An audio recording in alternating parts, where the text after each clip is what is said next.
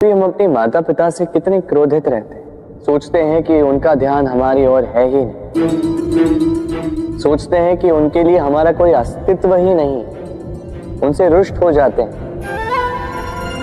किंतु क्या कभी आपने अनुभव किया है, हमारी आंखों से हमें हमारी नाक कभी दिखाई नहीं देती, क्योंकि वो आंखों के बहुत ही निकट है, आंखों के मध्य में। किंतु जब कोई मुख पर प्रहार करे, हाथ सबसे पहले नाक के क्षेत्र को ही ढक लेते हैं। माता पिता भी कुछ ऐसे ही होते हैं, आपकी भलाई के लिए, आपकी सुरक्षा के लिए सदा तत्पर रहते हैं। इसलिए उनके प्रेम को कभी मत आंकिए। आवश्यक नहीं कि उनका प्रेम आपको हर बार स्पष्ट रूप से दिखाई दे, क्योंकि ये ऐसा प्रेम है जो निरंतर आपके साथ ढाल बनकर आपकी रक्षा करेगा।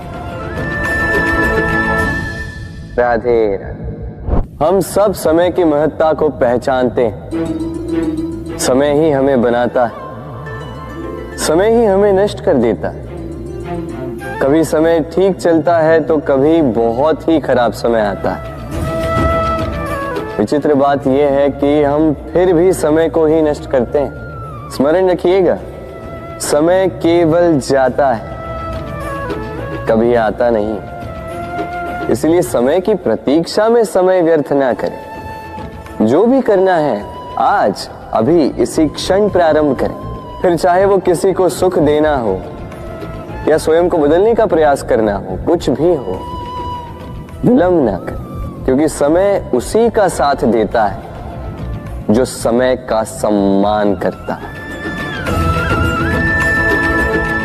राधे राधे। मीठा पानी सबको भाता, परंतु खारा पानी किसी को नहीं भाता। अब सोचने वाली बात यह है कि मोती समुद्र की गहराइयों में ही बनता है। खारे पानी के मध्य में रहकर, हर क्षण भक्षकों से टकराकर, अपने अस्तित्व को दांव पर लगाकर ही सीप मोती प्रदान कर पाती है। कभी सोचा है क्यों? क्योंकि बिना संकटों का सामना किए, बिना विषम परिस्थितियों में उलझे आपको सुख प्राप्त नहीं होगा। इसलिए निडर होकर संकटों का सामना कीजिए और मेरे साथ प्रेम से कहिए, राधे राधे। हम सब समय की महत्ता को पहचानते हैं। समय ही हमें बनाता है, समय ही हमें नष्ट कर देता है। कभी समय ठीक चलता है तो कभी बहुत ही खराब समय आता है।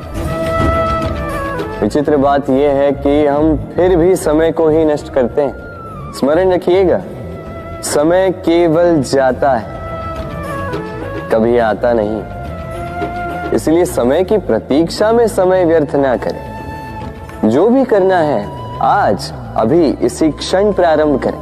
फिर चाहे वो किसी को सुख देना हो या स्वयं को बदलने का प्रयास करना हो, कुछ भी हो, विलंब ना करें, क्योंकि समय उसी का साथ देता है जो समय का सम्मान करता है। राधे राधे। कहते हैं सबकी सीमा होती है, कठिनाइयों की, पीड़ा की, संकट की, अंधकार की भी। यदि किसी की सीमा नहीं होती तो केवल कड़े परिश्रम की। आपने देखा तो होगा, रात कितनी भी काली हो, सितारे परिश्रम से उससे लड़ते रहते हैं और अंत में सवेरा आ ही जाता। आंधियां पंछियों के बसेरे को तहस नहस कर देती, किंतु पंछियां अपने परिश्रम से उसे पुनः बना ही लेती, क्योंकि सीमित को असीमित से हारना पड़ता और परिश्रम असीमित। राधे राधे। बहती नदियां कितनी सुंदर होती हैं, पावन होती है। जहां से जाती है वहां एक नया जीवन प्रदान करती, धरा को सींचती, अकाल को दूर रखती, और कदाचित इसीलिए नदी को मां समान पूजा जाता है। किंतु क्या कभी आपने सोचा है कि नदी जन्म कैसे लेती? क्या ये प्रारंभ से ही इतनी विशाल और वेगवती होती? नहीं, वर्षा की छोटी छोटी बूंदें गिरकर मिलती एक सूक्ष्म धारा बनाती। ये धारा पर्वतों के हिम को काटते हुए, स्वयं में पिघलाते हुए जल प्रपातों से गिरती, चट्टानों से टकराती और फिर जाके नदी बनती। इसी प्रकार ऐसे ही सीधे सीधे कोई महान नहीं बन जाता। छोटे छोटे प्रयास मिलकर एक विशाल व्यक्तित्व बनाते। इसलिए जीवन में प्रयास करते रहिए, अस्तित्व अपने आप ही बन जाए। राधे राधे।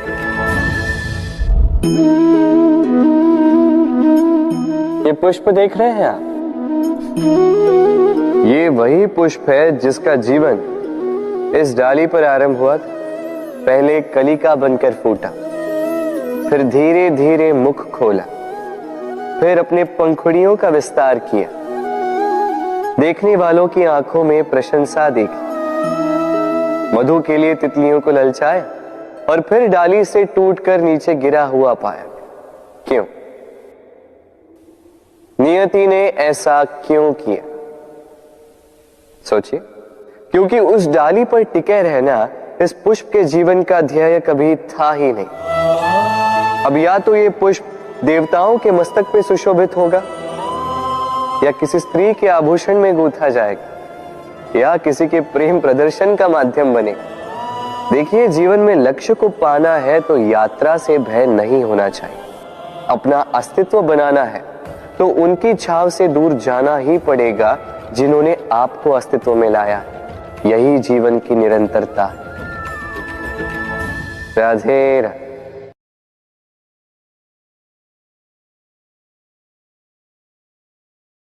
होता है, सागर का जल खारा होता है और किसी नाले का जल दुर्गंध से भरा। क्यों?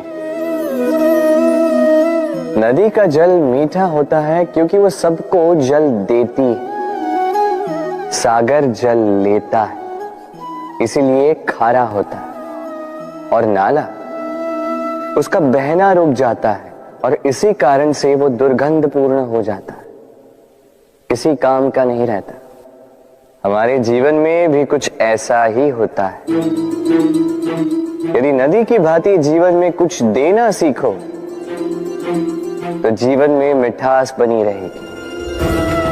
यदि सागर की भांति बांटने के स्थान पर केवल संचय करते रहो तो मन में खटास बढ़ती रहेगी। और यदि नाले की भांति बहना छोड़ दो, कर्म करना छोड़ दो तो किसी काम के नहीं रहोगे। इसलिए बिना किसी विराम के कर्म करते रहो और जो कुछ भी आपके पास है उसे बांटना सीखो। मन प्रसन्न होकर बोलेगा, राधे राधे। मनुष्य में एक बड़ा ही विशेष गुण पाया जाता है, मूल्यांकन करना। क्या महंगा है, क्या सस्ता है। जिसे खरीदने के लिए अधिक धन लगे, अधिक परिश्रम लगे, वो महंगा। जिसे खरीदने के लिए कम धन, कम परिश्रम लगे, वो सस्ता। परंतु क्या यही पूर्णतः सत्य है?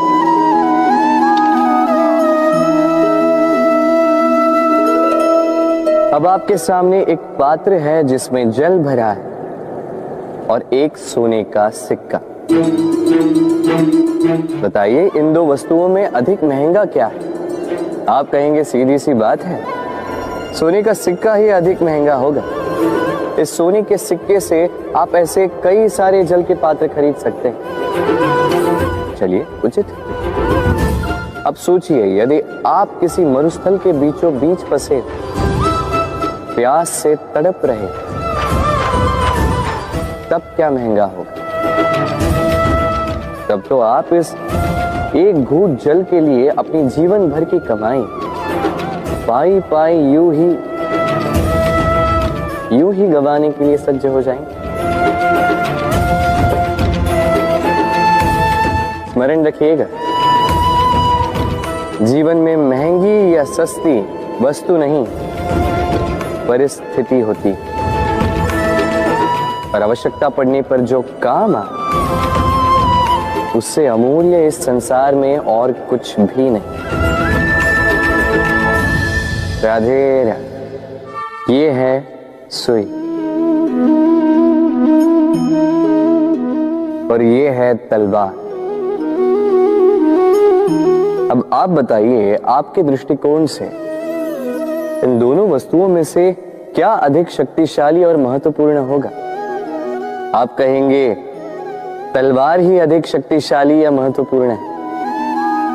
चलिए मानते हैं तलवार अधिक भारी होती है। तलवार युद्ध में आपको विजय दिलाती है, शत्रु का विनाश करती है, किंतु तलवार से कभी आप आपके वस्त्र सी नहीं पाएंगे।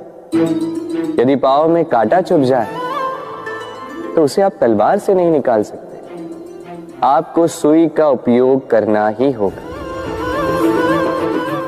अब बताइए, तलवार को पाने के पश्चात ऐसे इस प्रकार सुई को खो देना क्या उचित होगा?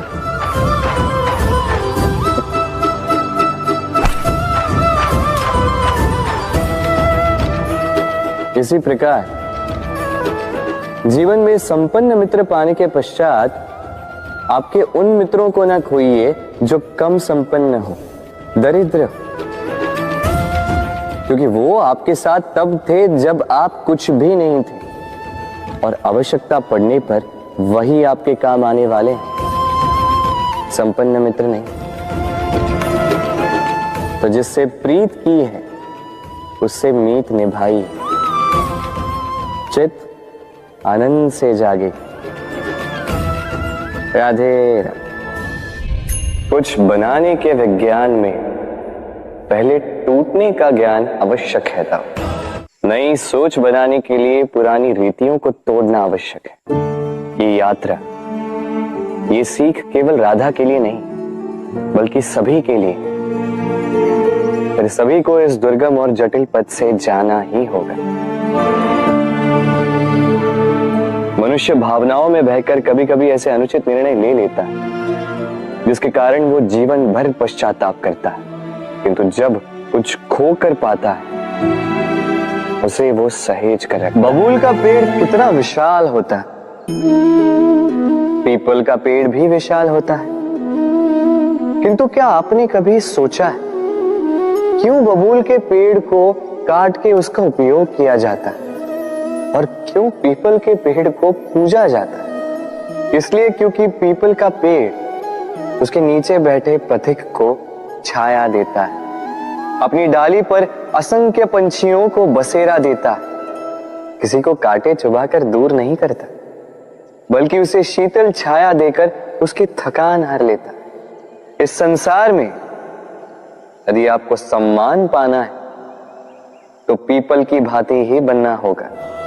कुछ देना सीखो, आनंद, सुख, शीतलता बांटना सीखो, और कांटों की भांति कभी किसी को कष्ट ना दो।